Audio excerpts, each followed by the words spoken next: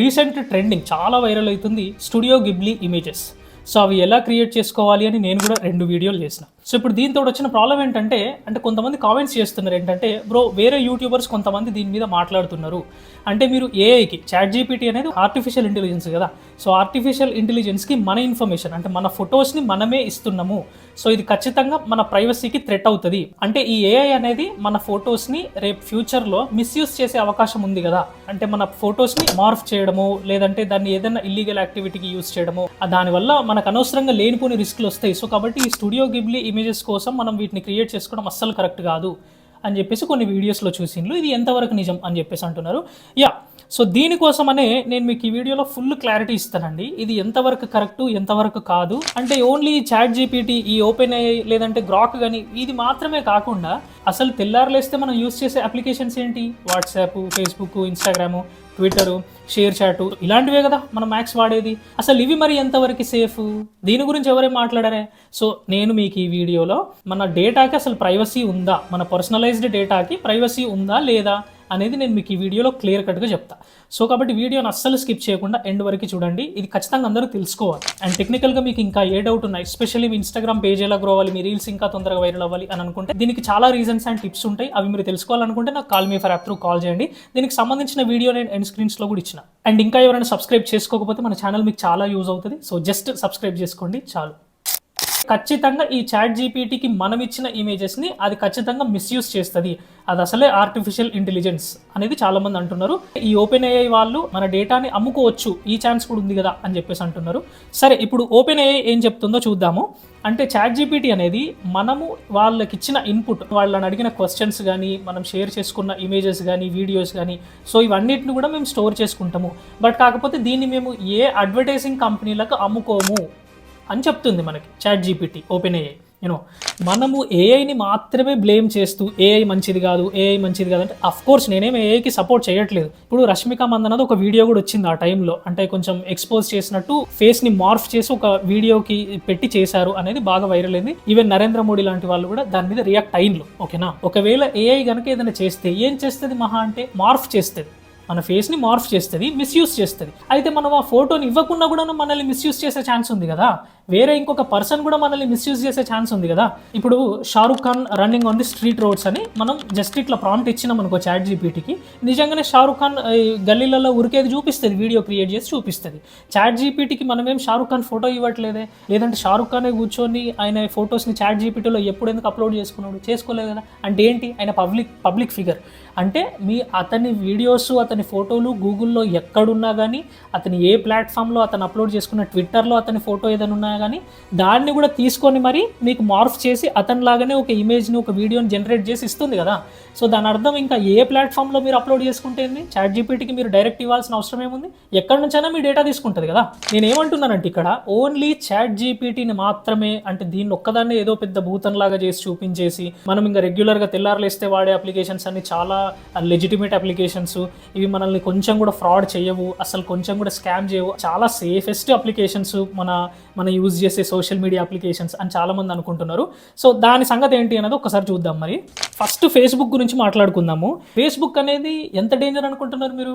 మరి ఫేస్బుక్ ఎట్లా సర్వైవ్ అవుతుంది, వాళ్ళకి డబ్బులు ఎట్లా వస్తున్నాయి అంటే, మనము దేన్నైతే క్లిక్ చేస్తూ ఉంటామో, మనం దేన్నైతే బ్రౌజ్ చేస్తూ ఉంటామో ఫేస్బుక్లో, మనం ఏవేదైతే అప్లోడ్ చేస్తూ ఉంటామో, ఏం మెసేజ్లు చేస్తుంటామో, ఎలాంటి వీడియోస్ మనం కన్జ్యూమ్ చేస్తూ ఉంటామో, ఎలాంటి వీడియోస్ మనం అప్లోడ్ చేస్తుంటామో, ఈ డేటా మొత్తాన్ని అడ్వర్టైజింగ్ కంపెనీలకు అమ్ముకుంటుంది.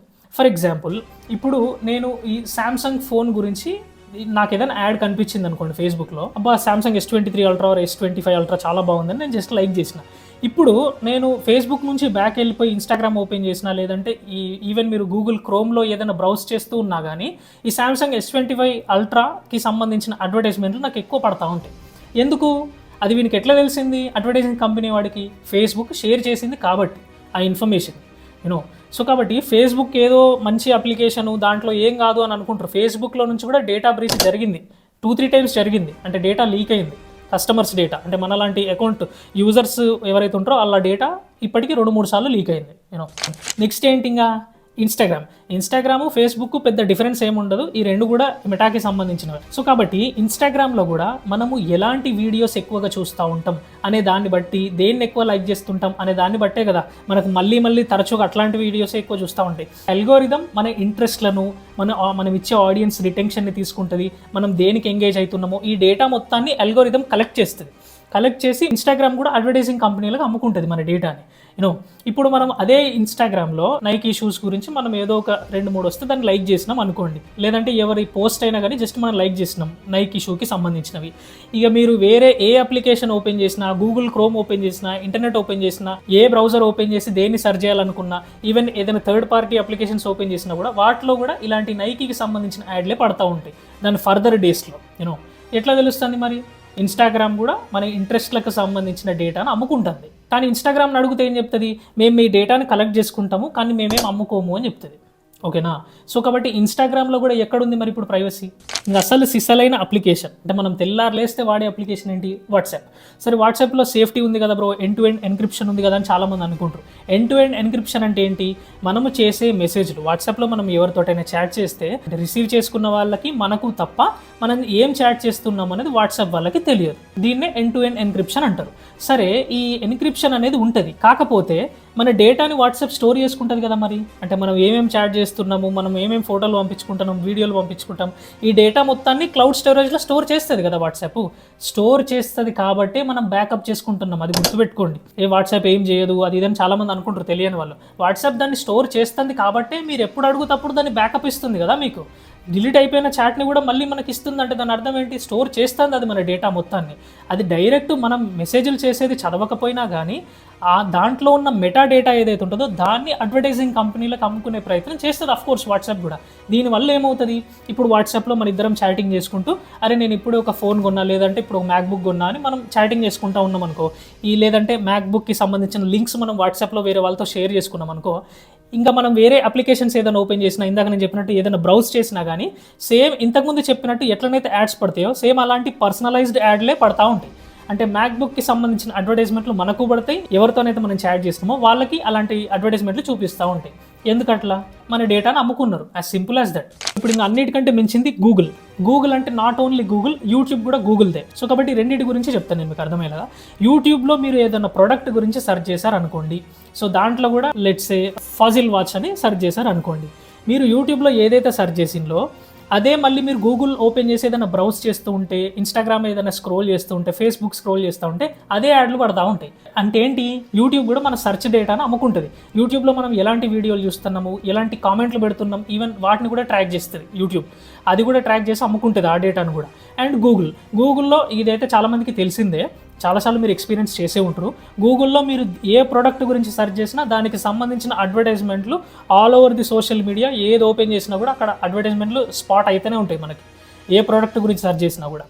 అండ్ ఇంకా నెక్స్ట్ వచ్చేసి ట్విట్టర్లో కూడా మనము ఎలాంటి వీడియోస్ని చూస్తున్నాము, ఎలాంటి కామెంట్స్ పెడుతున్నాము, ఎంతసేపు మనం ట్విట్టర్లో యాక్టివ్లో ఉంటున్నాము, ఎలాంటి పోస్టులకు మనం ఎక్కువగా లైక్ చేస్తున్నాం, అట్రాక్ట్ అవుతున్నాం. ట్విట్టర్ కూడా ఇలా ట్రాక్ చేసి వేరే ఇంకో అడ్వర్టైజింగ్ కంపెనీలకు అమ్ముకోవాల్సిన అవసరం లేదు. మళ్ళీ మీరు ట్విట్టర్ ఓపెన్ చేసి చూస్తే అదే మీకు సజెస్ట్ అయ్యేలాగా చేస్తూ ఉంటుంది, లేదంటే దానికి రిలేటెడ్ అడ్వర్టైజ్మెంట్లు పడేలాగా చేస్తూ ఉంటుంది. అండ్ ఇప్పుడు ఇంకా డేటా బ్రీచ్ అవుతుంది, డేటా లీక్ అయ్యే ఛాన్స్ ఉంది కదండి. డేటా ఎవరైనా ఇంటెన్షనల్గా లీక్ చేస్తారా?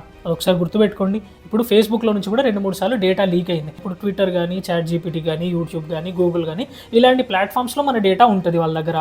సో మన డేటాని వాళ్ళు కావాలని లీక్ చేస్తారా? ఒకవేళ లీక్ చేస్తే వాళ్ళకున్న రెప్యుటేషన్ పోతుంది కదా. సో ఎవరు కావాలని లీక్ చేయరు డేటాని. అది జస్ట్ హ్యాకర్స్ వల్ల కానీ, వాళ్ళ సర్వర్స్ కాంప్రమైజ్ అవ్వడం కానీ, ఇలాంటి యాక్ట్స్ వల్ల మాత్రమే మన డేటా లీక్ అయ్యే ఛాన్స్ ఉంది.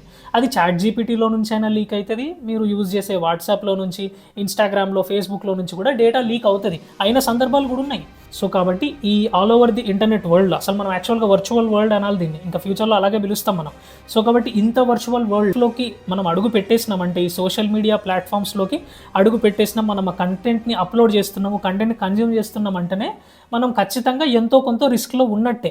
సో కాబట్టి ఇది మ్యాటర్.